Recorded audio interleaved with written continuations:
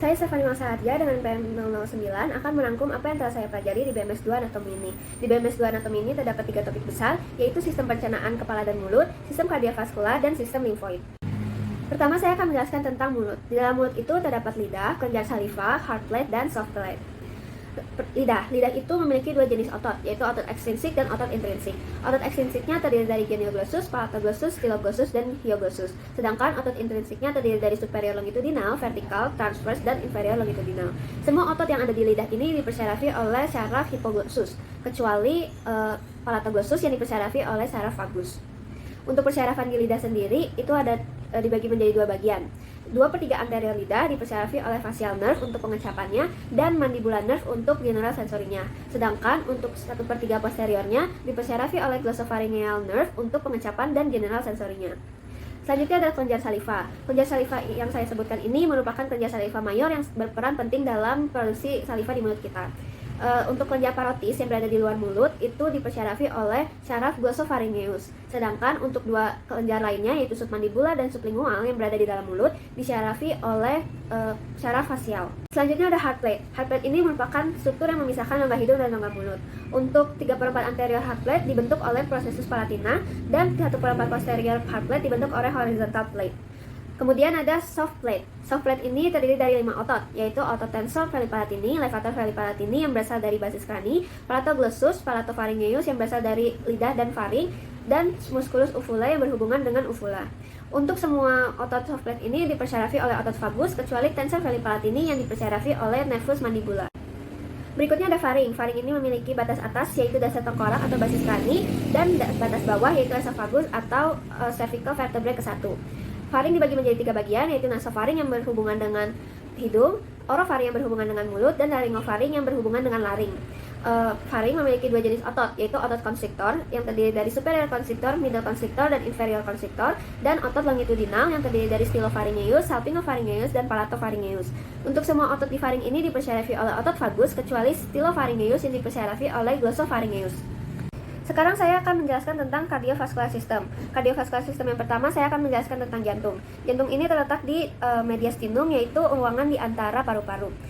Jantung sendiri memiliki 3 lapisan, yaitu lapisan luar epikardium, lapisan tengah miokardium, dan lapisan dalam endokardium.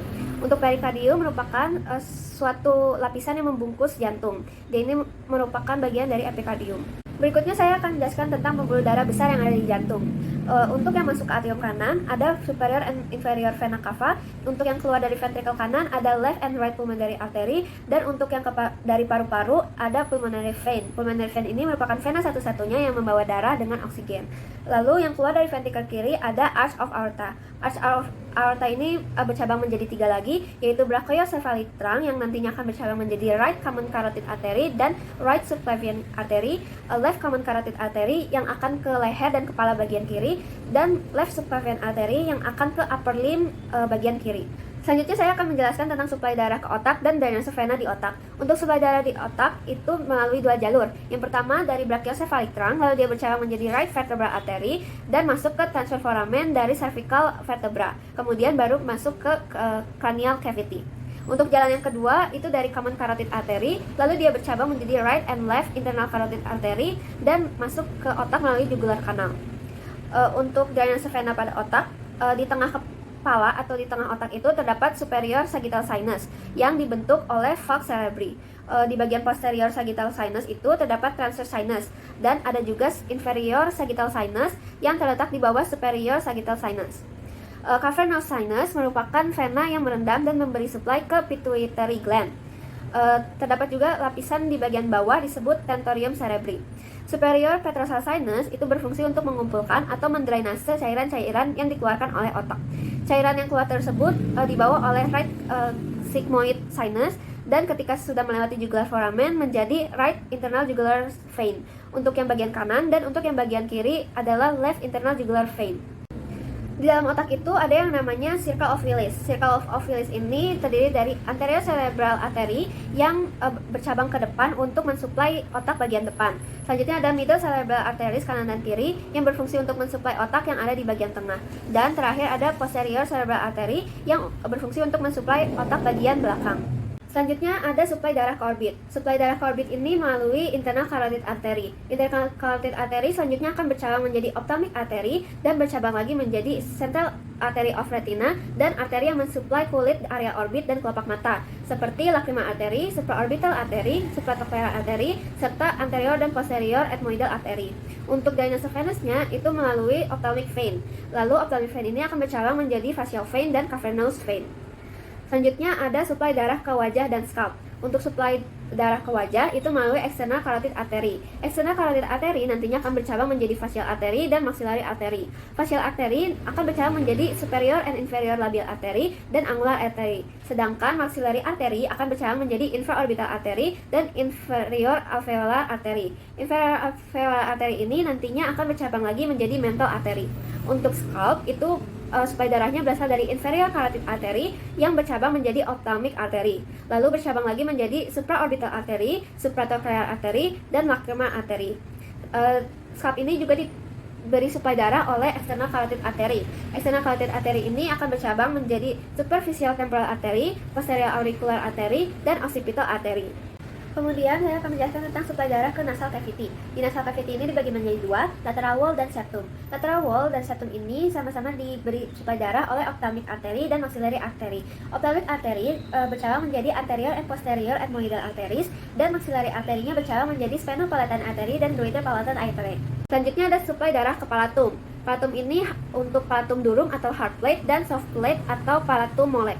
Untuk palatum durum atau hard plate ini diberi suplai darah oleh maxillary artery. Maxillary artery nantinya akan bercabang menjadi sphenopalatine artery dan greater palatine artery. Untuk soft plate diberi suplai darah oleh maxillary artery dan maxillary artery ini nantinya akan bercabang menjadi lesser artery. Selanjutnya ada suplai darah ke gigi dan gingiva. Untuk ke gingiva itu ada 3 bagian. Untuk yang anterior oleh anterior superior alveolar artery, untuk yang bukal itu middle superior alveolar artery, dan untuk yang posterior itu posterior superior alveolar artery. Untuk gigi, 6 gigi anterior itu diberi suplai darah oleh incisive branch of inferior artery dan gigi posterior molarnya oleh inferior alveolar branch. Selanjutnya ada suplai darah ke oral cavity. Untuk bibir diberi suplai darah oleh superior labial artery dan infraorbital maxillary. Untuk pipi diberi suplai darah oleh facial artery dan buccal artery. Untuk faring diberi suplai darah oleh ascending pharyngeal artery. Selanjutnya saya akan menjelaskan tentang drainase venus dari kepala dan wajah. Drainase venus ini bisa melalui 2 jalur. Yang pertama dari cavernous sinus, lalu ke pterygoid venous plexus, ke maxillary vein, lalu ke retromandibular vein, lalu ke external jugular vein. Yang jalur kedua itu melalui cavernous sinus, lalu ke pterygoid venous plexus, lalu ke facial vein, setelahnya ke internal jugular vein. Baik 2 jalur ini nantinya akan berakhir di subclavian vein. Topik terakhir yang akan saya jelaskan adalah sistem limfatik. Sistem limfatik ini terdiri dari saluran limfatik di seluruh tubuh, lymph node, limfatik atau organ limfoid, jaringan limfoid, dan pembuluh limfatik. Sistem limfatik ini berfungsi untuk mengangkut cairan yang tidak terbawa oleh arteri maupun vena. Cairan ini disebut tissue fluid. Tissue fluid ini akan dibawa oleh lymphatic vessel dan disaring oleh lymph node. Setelah disaring dan telah bersih, akan dikembalikan ke lymphatic vessel dan disalurkan ke venus di area leher. Untuk muara pembuluh limfatik ini dibagi menjadi 2 bagian, yaitu limf bagian kanan, itu merupakan bagian kanan kepala dan leher, kanan upper limb, dan kanan toraks. Itu dibawa oleh pembuluh limfe ke vena bagian kanan leher. Untuk limf bagian kiri dan kanan bawah itu dibawa oleh thoracic duct ke vena bagian kiri dari leher.